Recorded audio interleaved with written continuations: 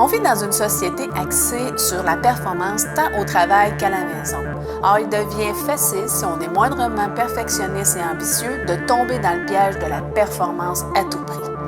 Mais où est la place pour notre bien-être intérieur, nos émotions, nos sentiments, nos loisirs, pour être tout simplement soi-même? Dans ce 10e épisode de la 3e saison de La Voix du bien-être intérieur, tu vas découvrir c'est quoi le perfectionnisme, les conséquences qu'ont sur nous le fait d'être perfectionniste et finalement, je vais te proposer 7 moyens pour t'en défaire. C'est quoi la Voix du bien-être intérieur? La Voix du bien-être intérieur, c'est une émission dans laquelle je vais te parler de développement personnel. Il va être question de bien-être intérieur qui passe par la gestion des émotions, l'estime et la confiance en soi, les relations interpersonnelles, la communication, le lâcher-prise, les croyances qu'on entretient, la spiritualité, les blessures émotionnelles et beaucoup plus encore. Je me présente, Marie-Christine Savard, coach de vie, éducatrice spécialisée, conférencière, auteure et créatrice du programme SEMI. Je suis heureuse de t'accueillir dans ce monde fascinant du développement personnel. Je te remercie de passer ces quelques minutes avec moi. Et c'est parti! Allô, j'espère que tu vas bien. Es-tu d'accord avec moi pour dire qu'on vit vraiment là, dans une société de performance? Puis si en plus, là, on a tendance à être soi-même perfectionniste, là, ça devient très lourd et très inconfortable. Aujourd'hui, là, c'est pas compliqué, là. On doit être productif au travail, réussir les tâches du premier coup. On n'a pas le droit à l'erreur, on peut pas se tromper. Il faut toujours être adéquat, être professionnel, courtois, être ponctuel. Puis ça, c'est sans compter là, qu'on doit veiller à tout effectuer là, les tâches à la maison, là, s'occuper de la famille, là, etc.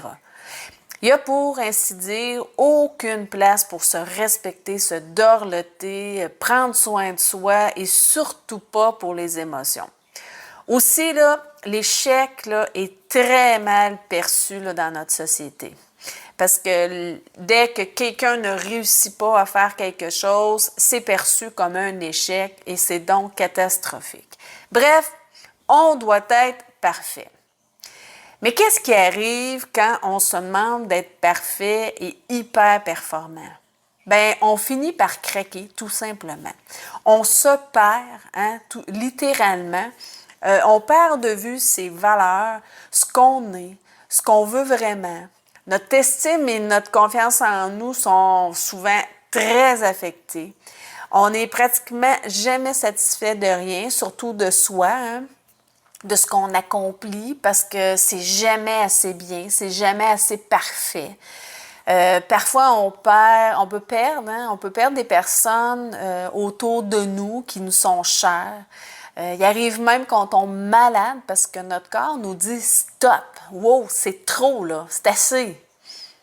Et à l'inverse, le perfectionnisme nous empêche aussi d'avancer. Lorsqu'on désire, par exemple, développer là, ou réaliser là, un projet. Parce qu'on croit on croit à tort, que si on n'est pas parfaitement préparé, que tout n'est pas parfait, on ne peut pas commencer ce projet-là. Donc, il devient crucial de se défaire de ce mosus de perfectionnisme-là qui ruine notre bien-être intérieur, notre santé, la relation qu'on entretient avec nous-mêmes, du coup là, avec les autres, qui nous empêche de réaliser là, nos rêves et beaucoup plus encore. C'est quoi le perfectionnisme?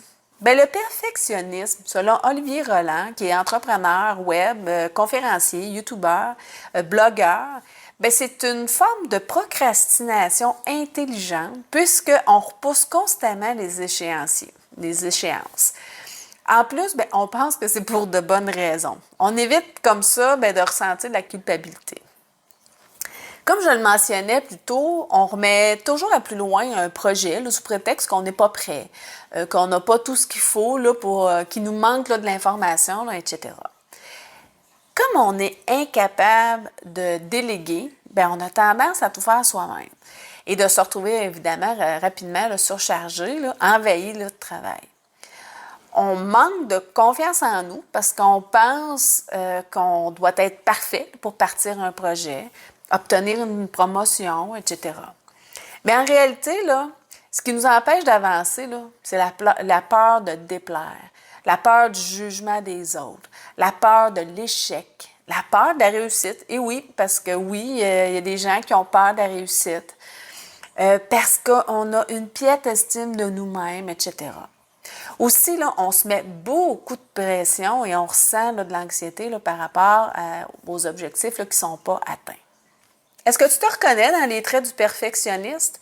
Est-ce que tu aimerais t'en débarrasser de cet aspect-là, de cette manie-là, à vouloir que tout soit parfait?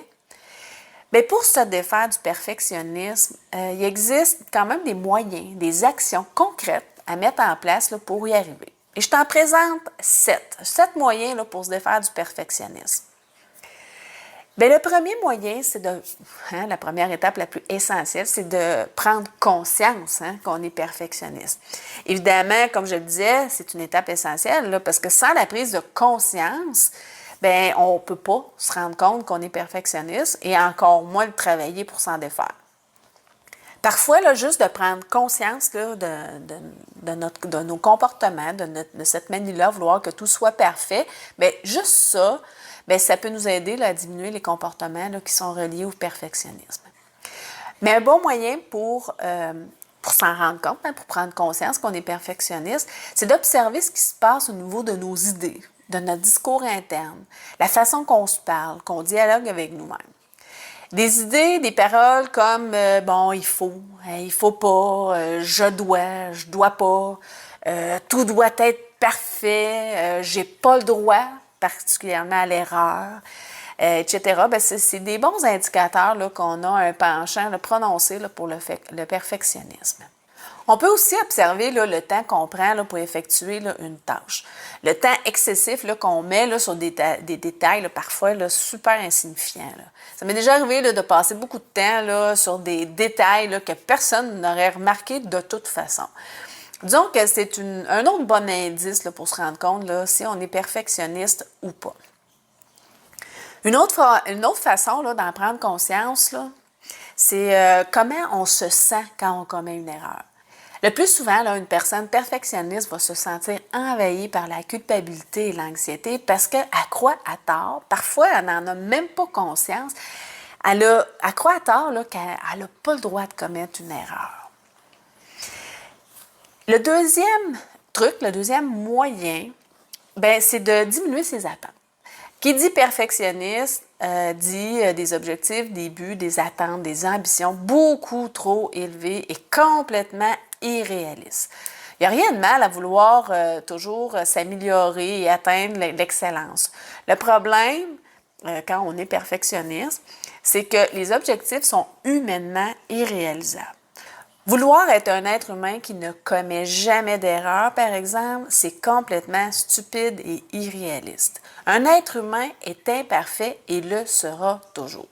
Et c'est ce qui fait d'ailleurs notre charme, notre unicité, notre singularité. Donc, de se demander de jamais commettre d'erreur, c'est comme de demander à un enfant là, de jamais tomber quand il apprend à marcher. C'est impossible. Il faut qu'il tombe au moins une couple de fois là, pour, à un moment donné, il se relève et il repart. Puis c'est comme ça qu'il apprend.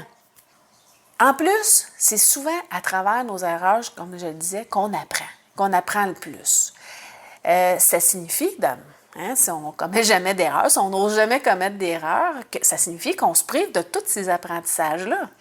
Il m'arrive d'ailleurs de découvrir là, des nouvelles fonctions, par exemple, sur mon ordinateur, là, en appuyant sur le mauvais bouton ou des façons de faire telle ou telle tâche là, en me trompant, en commettant des erreurs. C'est souvent comme ça, moi, que je découvre, c'est ça, comme je disais, là, des nouvelles fonctionnalités ou que je découvre des nouvelles façons de faire. C'est souvent en me trompant. On a juste à penser à toutes les inventions aussi. La majorité des inventions là, ont été découvertes par accident ou à la suite d'erreurs. Que ce soit la pénicilline là, par Alexander Fleming, l'Amérique par Christophe Colomb, qui pensait avoir atteint une partie méconnue de l'Asie du Sud, mais finalement il est en Amérique. Est-ce que tu savais aussi que les feux d'artifice ont été inventés par un cuisinier? J'ai découvert ça, c'est vraiment drôle. Et oui, il expérimentait dans le fond toutes sortes de produits pour réaliser des nouvelles recettes, sauf qu'il a mélangé des produits qui ont provoqué une explosion Et c'est comme ça que les feux d'artifice sont nés. C'était trop drôle. J'ai vraiment ri quand j'ai lu ça. Un troisième moyen pour se défaire du perfectionnisme, c'est de se définir des objectifs précis.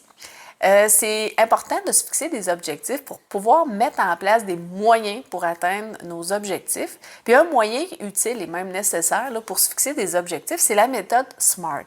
En fait, un objectif doit être premièrement simple. Ça veut dire qu'il doit être clair, précis et facile à comprendre pour la personne qui doit le réaliser, mais également pour tout le monde, pour qu'il soit pertinent là, aux yeux de tous.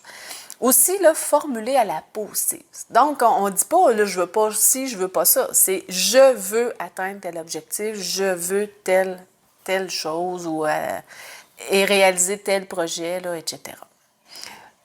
Deuxièmement, il faut qu'il soit mesurable. Parce qu'il est impossible d'avoir un objectif sans pouvoir le mesurer. Il faut pouvoir évaluer les moyens, tant humains là, que matériels, à mettre en place pour savoir là, s'ils fonctionnent ou pas. Troisièmement, il faut qu'il soit atteignable. C'est-à-dire qu'il doit être assez ambitieux, assez élevé hein, pour être motivant, pour donner pour procurer un certain challenge, mais assez raisonnable pour être atteignable. Le risque, il ne doit pas être trop grand, mais juste assez. Quatrièmement, il faut qu'il soit réalisable. Il doit être pertinent, il doit motiver, donner le goût, hein, l'intérêt de poursuivre jusqu'à l'atteinte de l'objectif. Donc, idéalement, il doit venir d'une motivation intrinsèque, c'est-à-dire que notre objectif doit venir de nous et non des autres et avoir du sens pour nous. Finalement, il doit être temporellement défini, c'est-à-dire qu'il faut qu'il y ait une échéance précise. Il peut y en avoir plusieurs, hein, si c'est un projet là, avec plusieurs étapes. Plus le projet va être gros, plus il va avoir des petits objectifs là, puis définis dans le temps. Aussi, là, il est important là, de se fixer des objectifs à 5 niveaux. Des micro-objectifs, ça, c'est des objectifs qu'on veut réaliser là, dans l'heure qui suit. C'est sur ceux-là, dans le fond, qu'on a un peu plus de contrôle, hein, contrairement aux autres, parce que les autres, à long terme, on ne sait jamais qu'est-ce qui va arriver. Le deuxième niveau, c'est les mini-objectifs. C'est les objectifs qu'on vise, là, mais entre un jour et un mois. Il y a des objectifs à court terme, c'est ceux qu'on veut réaliser dans l'année qui suit. Il y a des objectifs à moyen terme, ceux qu'on veut atteindre dans les 5 ans à venir. Puis finalement, il y a des objectifs là, à plus long terme qui s'appliquent là, au projet de vie. Hein? C'est vraiment là, en lien avec la façon qu'on veut vivre, là, notre rythme de vie, etc. Un quatrième moyen pour se défaire du perfectionnisme, c'est d'être plus indulgent envers soi-même. Comme tu peux t'en douter, quand on est perfectionniste, on a tendance à être très exigeant envers soi-même et du coup, envers les autres. Donc, il devient crucial là, de diminuer là, ses exigences envers soi-même et envers les autres pour apprendre à s'accepter tel qu'on est et d'accepter les autres tels qu'ils sont. Ça va beaucoup aider à faire croître là, en plus son bien-être intérieur, d'entretenir une meilleure relation avec soi-même et avec les autres, à être plus indulgent et plus bienveillant là, avec soi-même. Le cinquième moyen, c'est d'écrire un journal. Le fait de tenir un journal et d'y inscrire là, nos objectifs, les échéanciers, les moyens pour les atteindre, etc., ça peut nous permettre, ça nous permet de mettre de l'ordre dans nos idées, de se faire un plan détaillé, de se rappeler là, les objectifs là, qu'on s'est fixés. Aussi, là, ça va être plus facile de les atteindre ou comprendre pourquoi on ne les a pas atteints. On peut aussi y inscrire nos états d'âme, hein, nos émotions, nos actions de la journée, les imprévus et plus encore. C'est toujours un excellent moyen là, dans la gestion des émotions, là, d'évacuer sur papier là, tout ce qu'on vit, tout ce qu'on ressent, ce qui nous passe par la tête. Là. C'est mieux en tout cas que de se défouler sur quelqu'un. Le sixième moyen, c'est de respecter les échéanciers. Comme un perfectionniste veut que tout soit parfait, il devient difficile de respecter les échéanciers parce qu'il va toujours avoir quelque chose à retravailler et travailler, retravailler. Aussi, il devient facile de perdre la notion du temps. Respecter les échéanciers, ça devient un bon moyen de lâcher prise sur un projet, un travail là, qui n'est peut-être pas parfait, mais qui est sûrement là, très bien fait. Finalement, un dernier moyen, c'est de se défaire de ses idées irréalistes, ses croyances limitantes.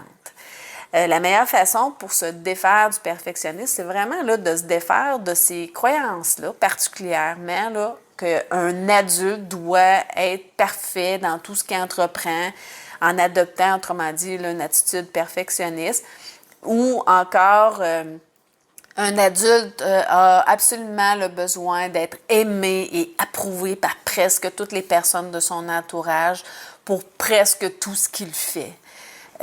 Par expérience, je peux te dire que y a des décisions que j'ai prises dans ma vie que ma famille, mon entourage n'était pas nécessairement d'accord, mais moi, c'est comme ça que je le sentais, c'est ça que je voulais. Je suis allée vers ce que moi, je voulais vraiment.